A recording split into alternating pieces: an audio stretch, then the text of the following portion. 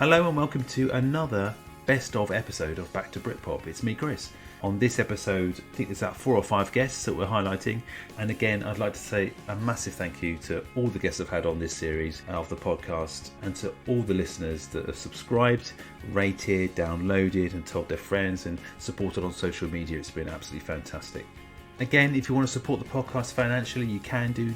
There's a link to my Ko-Fi page in the show notes, which allows you to do a one-off payment of £3 just to buy me a virtual coffee, that sort of thing. Anyway, the first guest is Mark Cope from the Candy Skins. I hope you enjoy this episode. See you in the new year. Hey, Mrs. Uber, I wanna be part of everything that you do.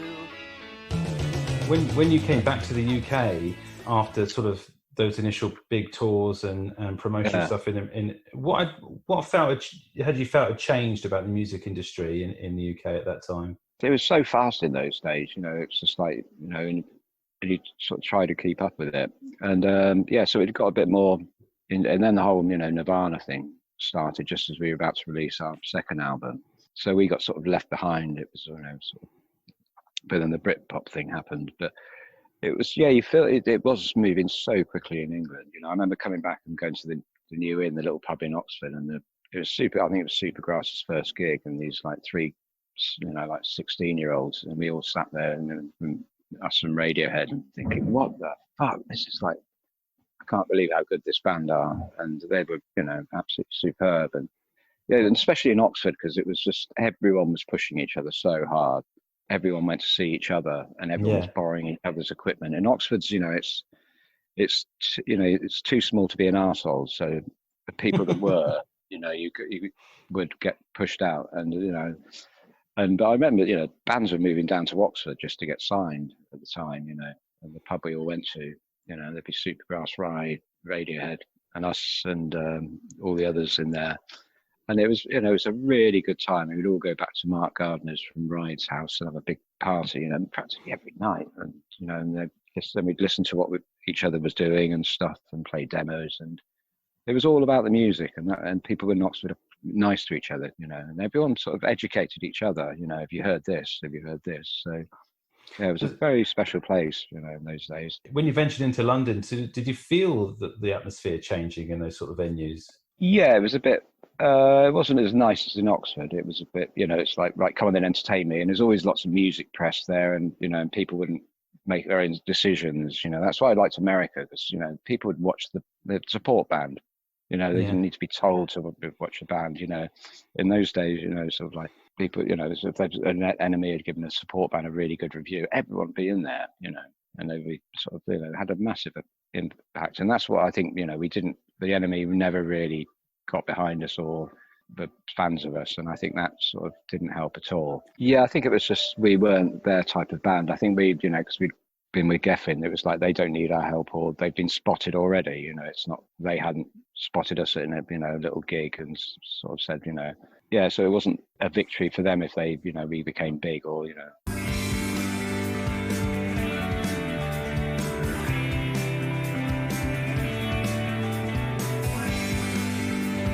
So this is like a really cliche question, but when do you think you kind of discovered that the Geneva footprint or sound, if you like? Might be a cliched question, but I think it's a good one, Chris. Because actually, I don't think necessarily you have to work at it. Because especially when you first start off, because maybe your first 6 weeks or however many rehearsals are maybe spent combining maybe the 1 or 2 ideas that you might have managed to put together with cover versions. In our case, a song like I always remember, one of the first 2 songs I think we ever tried to rehearse together were 8 Miles High by the Byrds and Summer in the City by John Sebastian. I just heard the latter actually the other day there, and it gave me a little bit of a warm glow. Yeah. So it's nice. But I think honestly, back to what I said before, in the sense of when songs like No One Speaks, when you had Into the Blue, these were sort of milestones along the way. They all didn't come along at once, but then suddenly there was a little bit of a rash of songs that ended up being on further. Actually, rash sounds a little bit negative. I should maybe rephrase that. A little run of songs. So you had the likes of Further, likes of Nature's War. And again, that was from me listening to actually more Tim Buckley than Jeff Buckley. It was more just, and Marvin Gaye and people like that, just sort of thinking, oh, I can do the falsetto as well. Yeah. Oh, what would it be like to try and really almost, it sounds ridiculous and absurd and couldn't lace the women's boots, but the late great Aretha Franklin, quite often I hear melodies that are too high for me to sing naturally.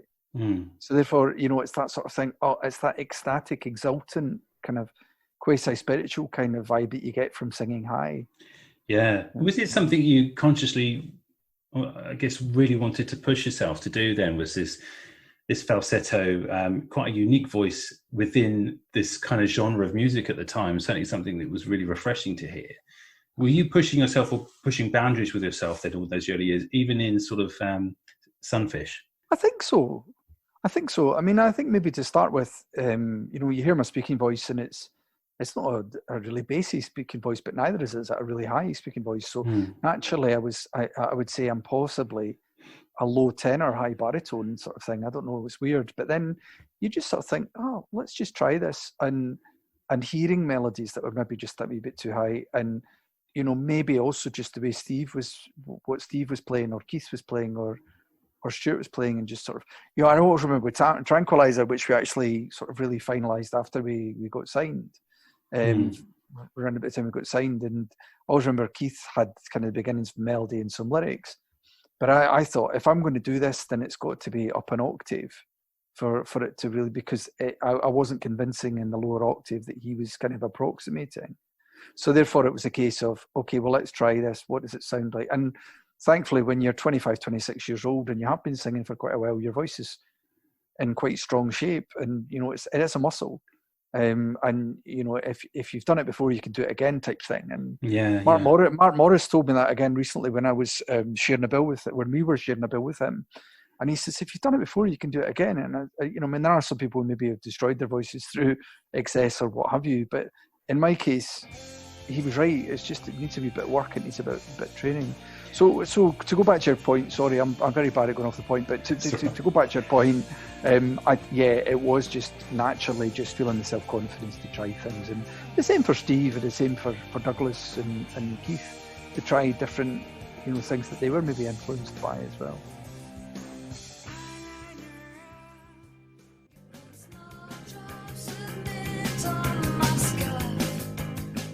When did you think you might want to do this for a living then? Because obviously your kind of route into music was always there. There's a misconception, isn't there, that you kind of came after the MTV stuff, but you were already, the Merry Babes were already fully formed, and you were knocking on people's doors trying to, you know, get yourself heard. But how early do you think you might have, you knew?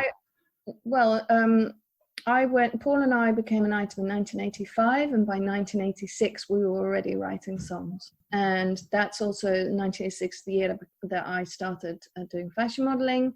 And by 1991, we'd already been the Merry Babes for 5 years, and that's when I got the job at MTV through giving them a video of my band, the Merry Babes, to see whether they would play it on the channel. You know. Yeah.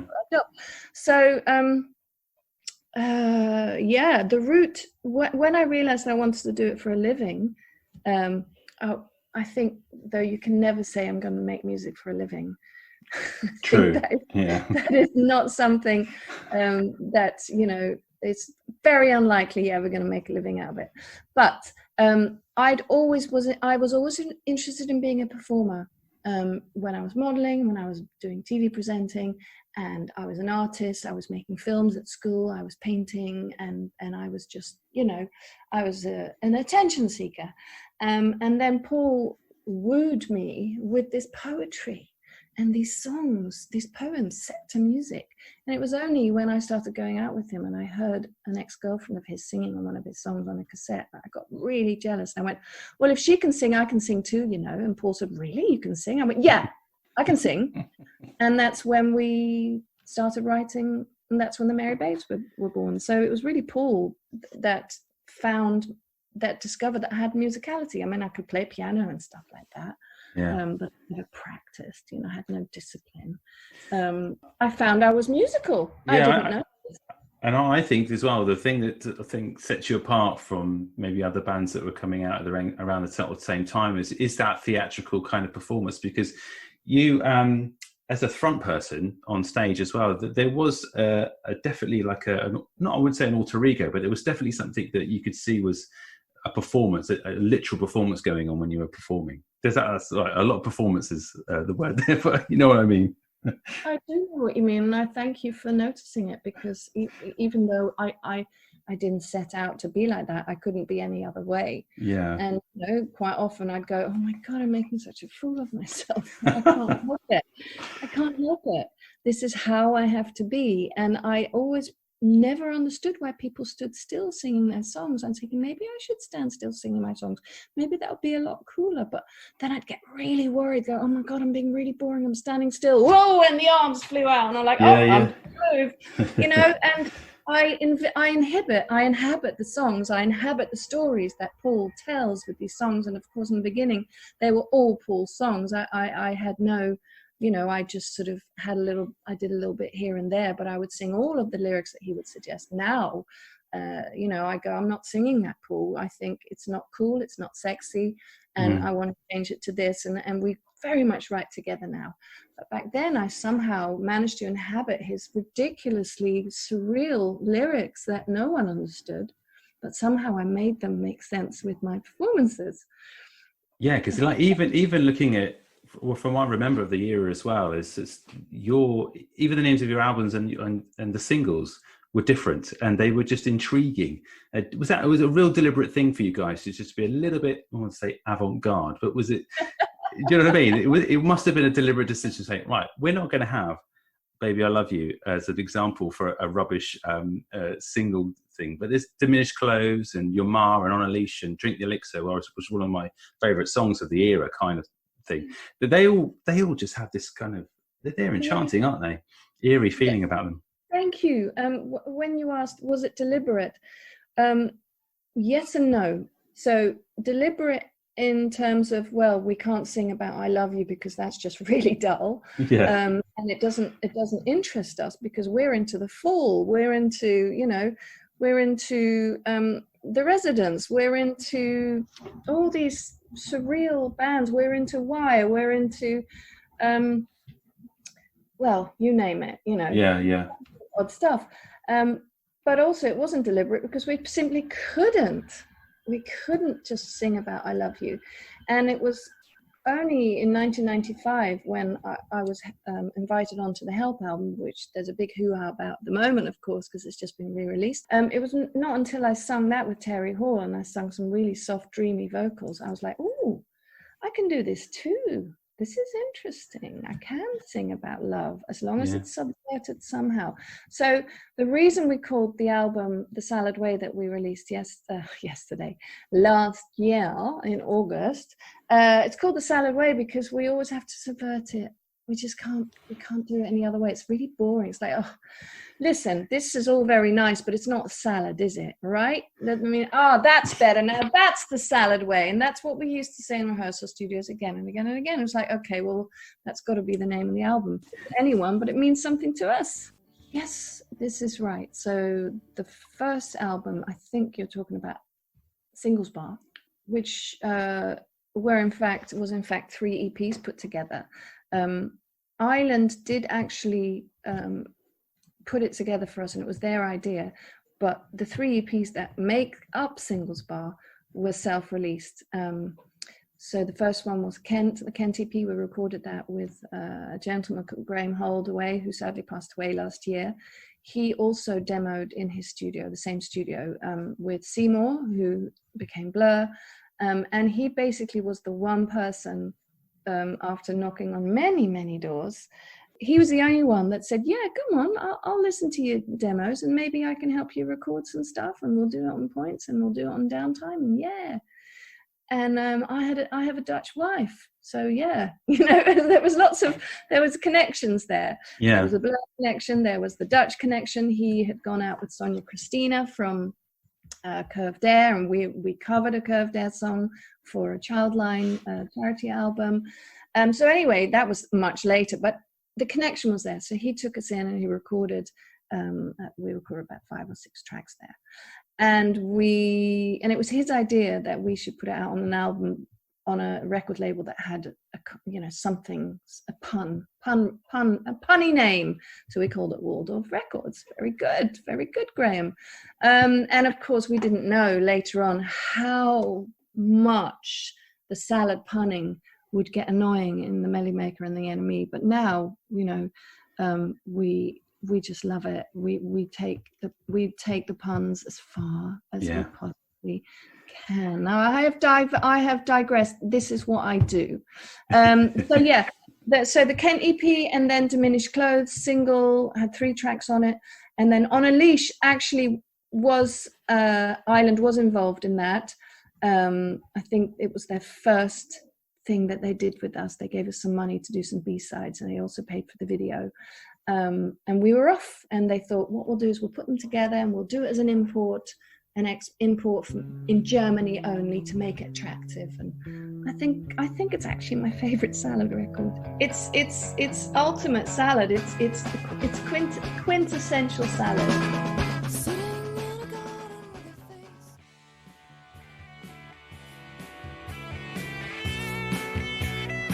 Some of those songs on that album, I mean, there are, I've said iconic already once, so I don't want to keep using the same word, but for me, it just encapsulates just that era, doesn't it? I mean, the Riverboat Song and 100 Mile City and others, they kind of just, I don't know, I just wanted to know kind of how you felt in the room when the riffs and the structure to those songs sort of came together on that record. You must have been just giddy with sort of some sort of excitement with those tracks.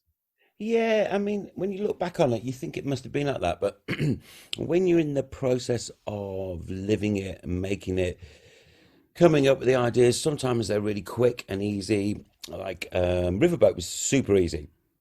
Basically, Steve and I wrote that, and then we got Oscar to play on it and gave Simon a cassette and say, come back with some lyrics tomorrow. And he had. And I set up a microphone, distorted it, and he put the vocal down. And that entire song, top to bottom, took about 6 hours to write and record and mix the rough mix of. Wow, and then other songs like "Line in Your Pockets," which is an absolute classic, that went through a lot of revisions and moving around. And should we put the middle eight there? Should we move it back here?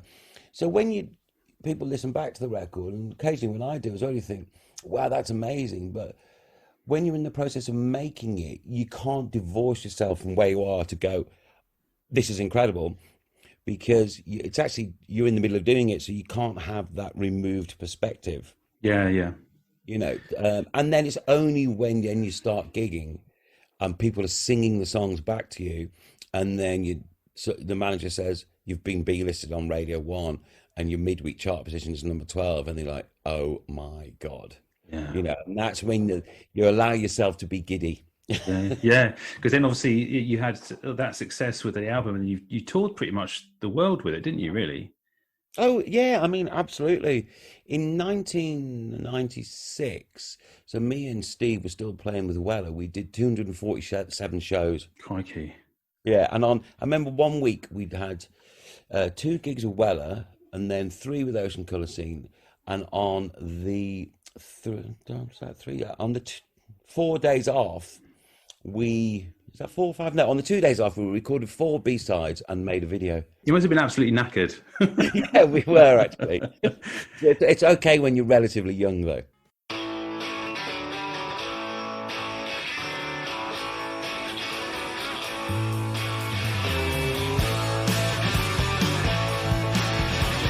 You had quite an interesting story, I think, in terms of how you kind of launched your career, because it was quite a quick rise to success, really, for you, wasn't it? In '96. It may have appeared to have been so, but it was a long process for us. Well, after we'd met a manager at the time, the manager who was our manager for the first sort of few years of the band, he kind of found us at a time when we had about 8 songs, and we were quite good, but he said, like, don't play in London and don't play too many gigs. Just get your sound up to scratch, get a few more songs, and he will sort of try and create a buzz somehow. You know, Mm. we made a few demos, and it wasn't until he had a few people interested from the record companies in London that we actually started to gig in London. So it was a couple of years for us of sort of sitting in the wings, so to speak, and biding our time and just sort of